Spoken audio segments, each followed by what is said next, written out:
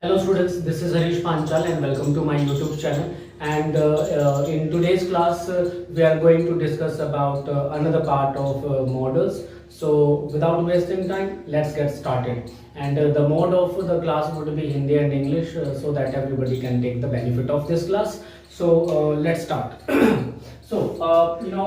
In grammar,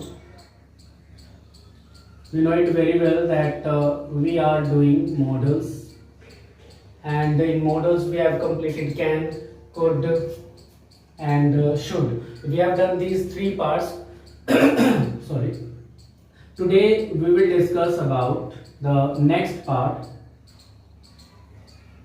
that is ought to. So today we will discuss about this part, ought to. I hope so it is visible. Ought to. Okay, so why do we use ought to? Ought to and should, both are quite similar. Okay, ought to, should, and today we will discuss about another part, that is had better. So today we will discuss about these parts, ought to and had better. We have already completed the use of should. हम आज की class में ought to और had better को करेंगे. should हम हमारी previous class में कर चुके हैं, बट एक बार फिर से मैं इसको यहाँ पर रिवाइज करूंगा. So ought to, had better and should, generally they all are used for advice. They all are used for advice. आप किसी को एडवाइस देते हो किसी काम को करने के लिए, ठीक है, तो इसका इस्तेमाल किया जाता है. मैं यहाँ पर ought to की बात करूँ तो ought to is used for moral obligations. ought to का इस्तेमाल यहाँ पर हम moral obligation के लिए भी यूज करते हैं. और अगर मैं had better की बात करूं तो had better जो है अपने आप में एक स्ट्रॉन्ग एक्सप्रेशन है. It is a strong expression for advice. ये स्ट्रॉन्ग एक्सप्रेशन है एडवाइस का.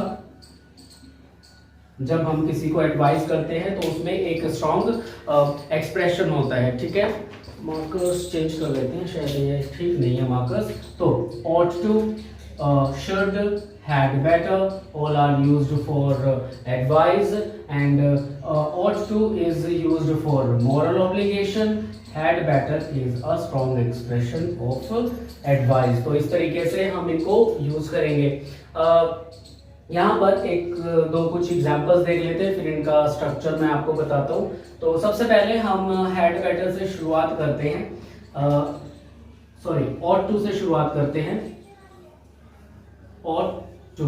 अब ये जब मैं वर्ड प्रोनाउंस कर रहा हूं तो ought to दोनों को अलग अलग नहीं बोलेंगे. जब दो कॉन्सोनेंट्स एक साथ होते हैं तो एक ओमिट हो जाता है. So it is ought to. ought to हम इसको बोलेंगे ought to plus infinitive. ought to plus infinitive. जैसे इसके कुछ एग्जांपल्स देख लेते हैं. you ought to obey your parents. You ought to obey your parents. You ought to obey your parents means आपको अपने माता पिता की आज्ञा का पालन करना चाहिए. यहाँ पर हम क्या कर रहे हैं, एक एडवाइस कर रहे हैं. सेम सेंटेंस को हम शुड से भी बना सकते हैं.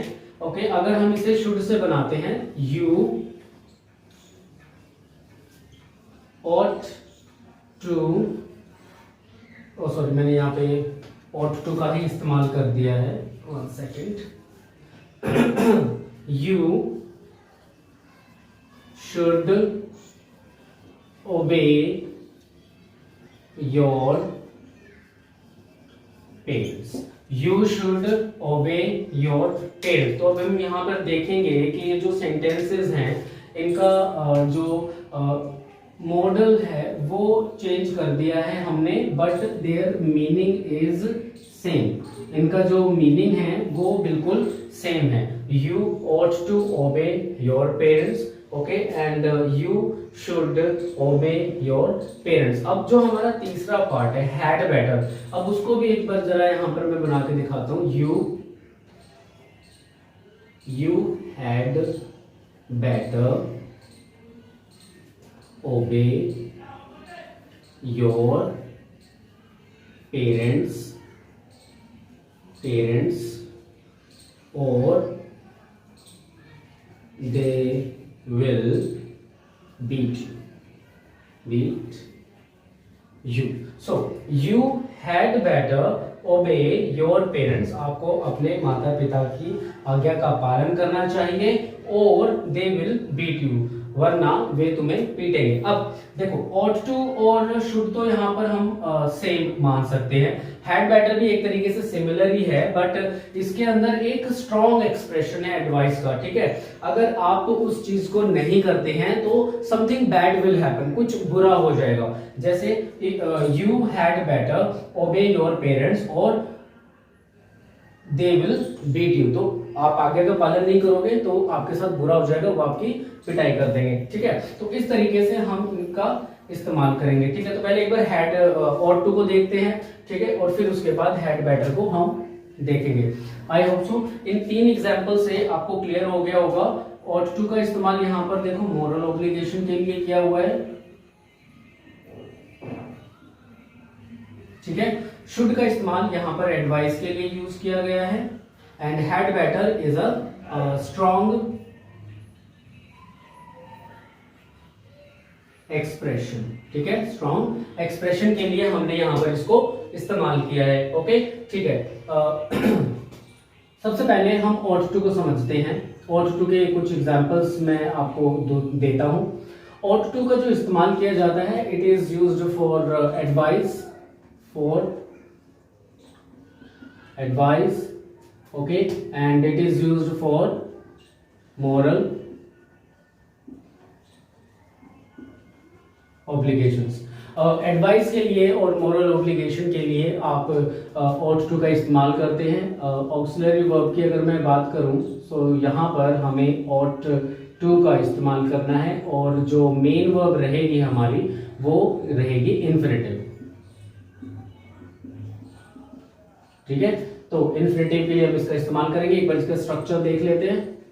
इसका सिंटेक्स कैसे रहेगा, सबसे पहले आप सब्जेक्ट का इस्तेमाल करेंगे, फिर उसके बाद ought to का इस्तेमाल किया जाएगा सेंटेंस के अंदर, फर्स्ट फॉर्म का इस्तेमाल किया जाएगा, और फिर ऑब्जेक्ट का इस्तेमाल किया जाएगा। And when you make the negative sentence, so first of all subject will come, ought not to, first form and object, okay. So these are the 2 syntaxes of ought to। तो ought to से आप इस तरीके से sentences बनाएंगे। I think आज मैंने ना इंक नहीं डाली है, और जिसकी वजह से सारे मार्कर्स ऐसे चल रहे हैं।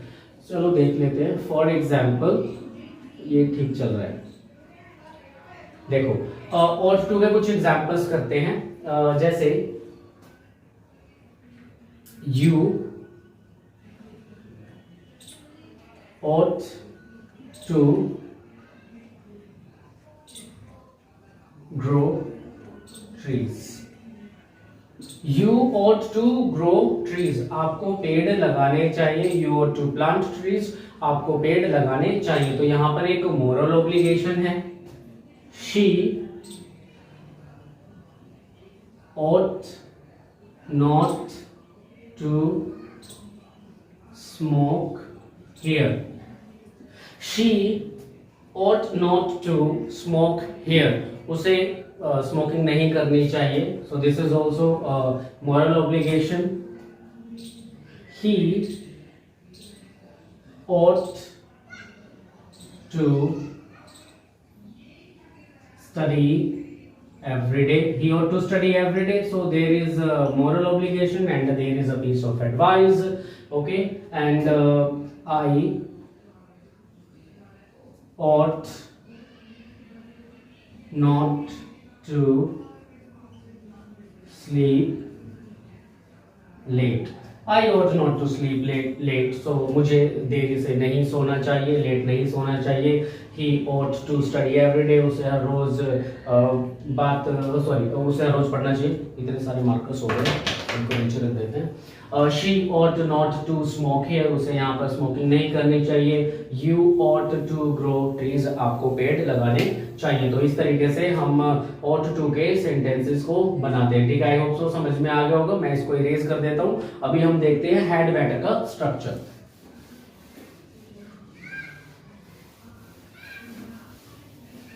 ओके, had better जो है हमारा next part, had better. Okay okay, had better का जो इस्तेमाल किया जाता है वो हम किस चीज के लिए करते हैं? वो हम करते हैं फॉर एडवाइस. अगेन एडवाइस के लिए इसका इस्तेमाल किया जाता है, बट ये एक स्ट्रॉन्ग एडवाइस होती है, स्ट्रॉन्ग एक्सप्रेशन. ये एक स्ट्रॉन्ग एक्सप्रेशन है एडवाइस का. ओके, जब हम इससे सेंटेंसेस बनाते हैं तो ऑक्सिलरी वर्ब के लिए हम had better का इस्तेमाल करेंगे, and as a main verb we will have to use infinitive. Infinitive means first form. First form का यहां पर यूज करेंगे. Let's see the syntax of ought to. Sorry. First of all, you will have to use the subject in the sentence. You had better, then first form, and then you will have to use object. And when you have to make a negative sentence, you had better, and then you will have to put not in the sentence, after that verb, and then object. So this is the structure. तो ये structure है आपका. It is quite very easy structure. ठीक है, तो एक बार had better से कुछ sentences बनाते हैं.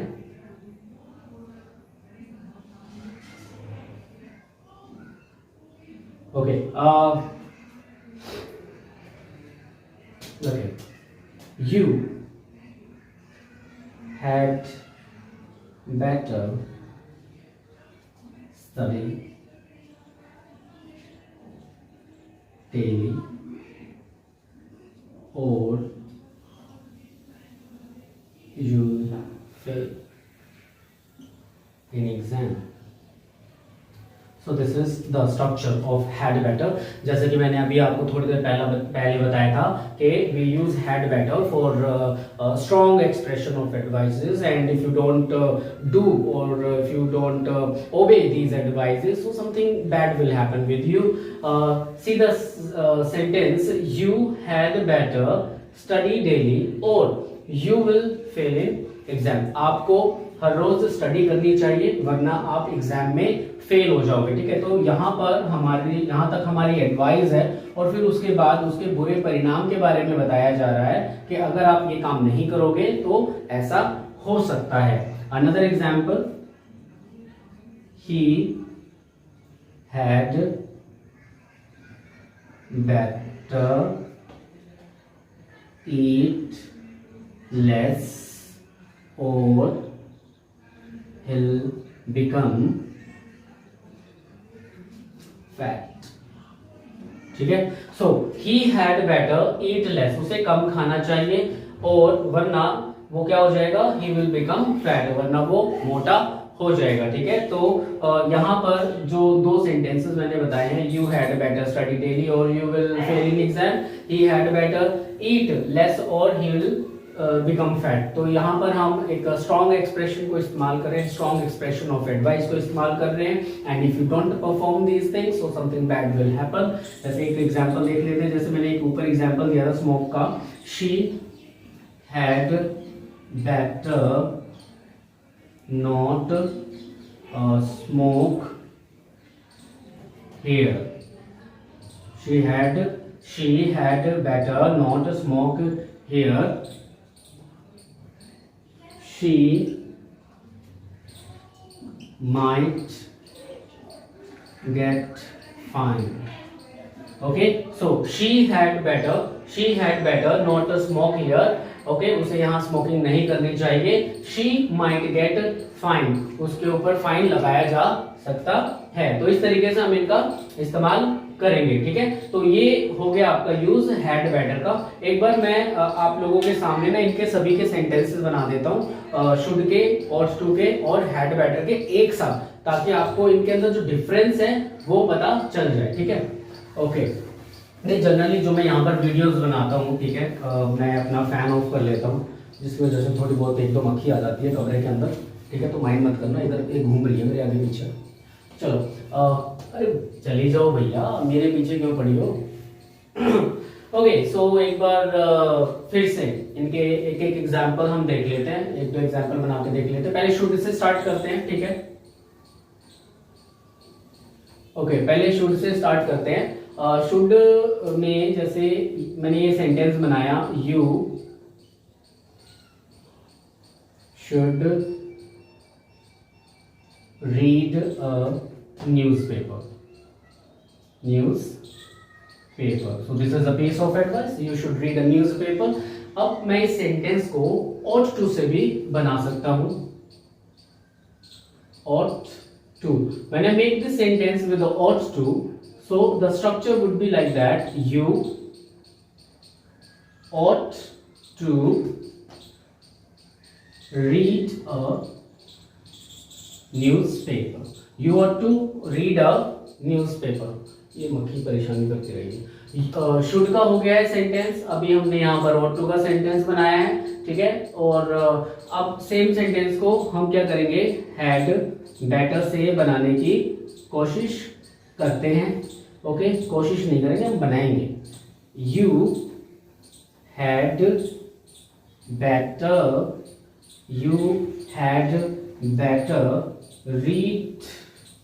read a newspaper. Okay, so these are the three sentences. Okay, इनको आप should, ought to और had better को इस तरीके से आप यूज कर सकते हैं। शुड के साथ भी आपको फर्स्ट फॉर्म का यूज करना है, ought to के साथ भी आपको फर्स्ट फॉर्म का यूज करना है, और had better के साथ भी आपको फर्स्ट फॉर्म का यूज करना है। ठीक है, तो आज की क्लास में इतना ही। आज जो हमने किया है एक बार उसको रिवाइज कर लेते हैं। We have done ought to, should and had better. All the three parts are quite similar. They are used for advice. लेकिन इनमें थोड़ा थोड़ा सा चेंज होता है। जैसे ought to का इस्तेमाल हम करते हैं moral obligation के लिए, यहाँ पे लिख देता हूँ मैं ought to। ठीक है, moral obligation आ जाता है। और strong expression of advice जो होता है वो हम बनाते हैं had better से। ठीक है, तो वो हम had better से बनाते हैं। इन सभी के अंदर हमें क्या करना होता है, इन्फिनिटिव मीन्स वर्ब की फर्स्ट फॉर्म का ही इस्तेमाल करना है, क्योंकि अभी हम सेंटेंस जो बना रहे हैं वो प्रेजेंट और फ्यूचर के लिए बना रहे हैं। जब हम इनको पास्ट के लिए सेंटेंस बनाते हैं तो इनके साथ हैव ऐड हो जाता है और थर्ड फॉर्म आती है, जो हम हमारी आगे आने वाली क्लासेस में बनाएंगे। ठीक है, अभी तो मैं आपको नॉर्मल जो प्रेजेंट और फ्यूचर के लिए हम इसको यूज करते हैं उसके लिए सेंटेंस बनवा रहा हूँ, दिखा रहा हूँ। उसके बाद हम इसको पास्ट के लिए भी करेंगे कि पास्ट में इसको किस तरीके से यूज किया जाता है। ठीक है, तो ये कुछ एग्जांपल थे स्टार्टिंग में जो मैंने आपको बताए थे।